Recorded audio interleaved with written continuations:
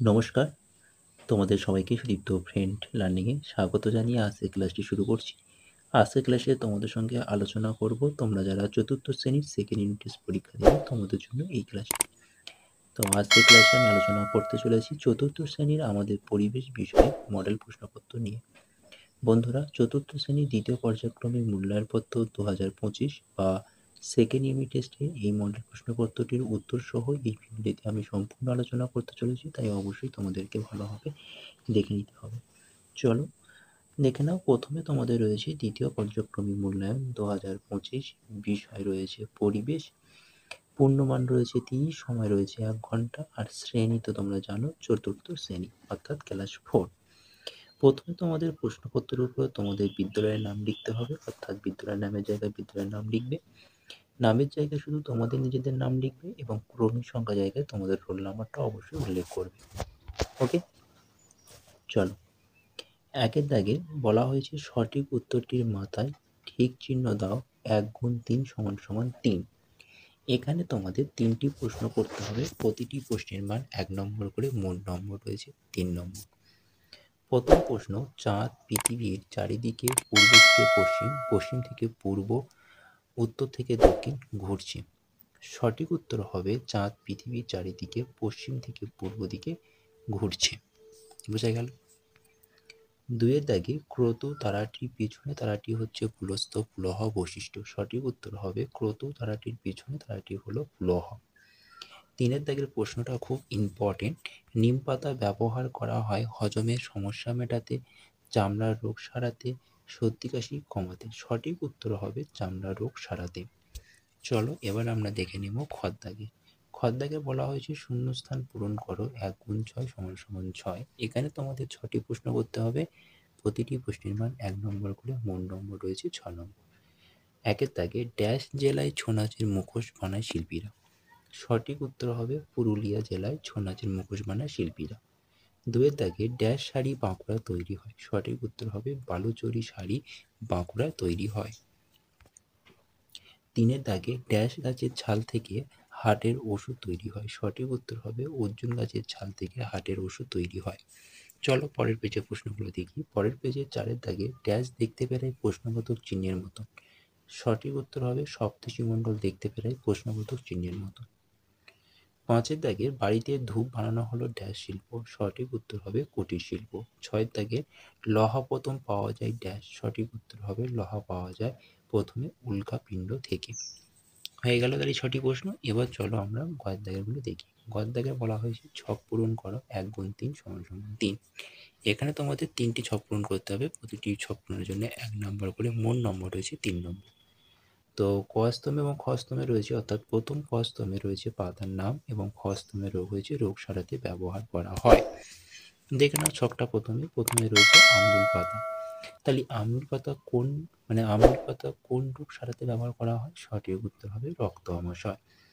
2-এর দাগে তুলসী পাতা। সঠিক উত্তর হবে সর্দি কাশি।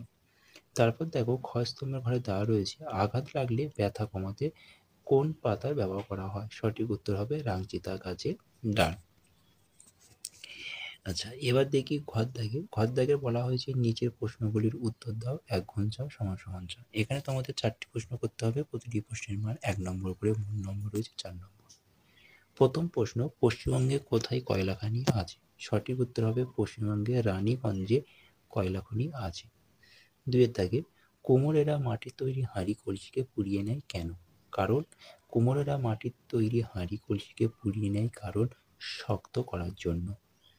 3-এর দাগে সামান্য শাড়ি ছেঁড়া কাপড় দিয়ে বাংলার মেয়েরা কি বানাতেন? সঠিক উত্তর হবে সামান্য শাড়ি ছেঁড়া কাপড় দিয়ে বাংলার মেয়েরা কাঁথা বানাতেন।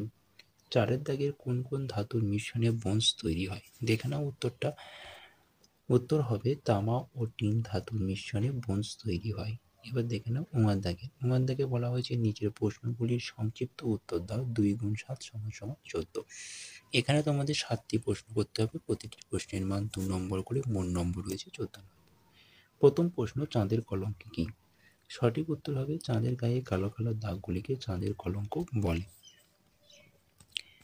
2-এর দাগে রাবারের চাকায় হাওয়া ভরায় দুটি সুবিধা লেখো। সঠিক উত্তর দেখে নাও। রাবারের চাকায় হাওয়া ভরার দুটি সুবিধা হলো: ১.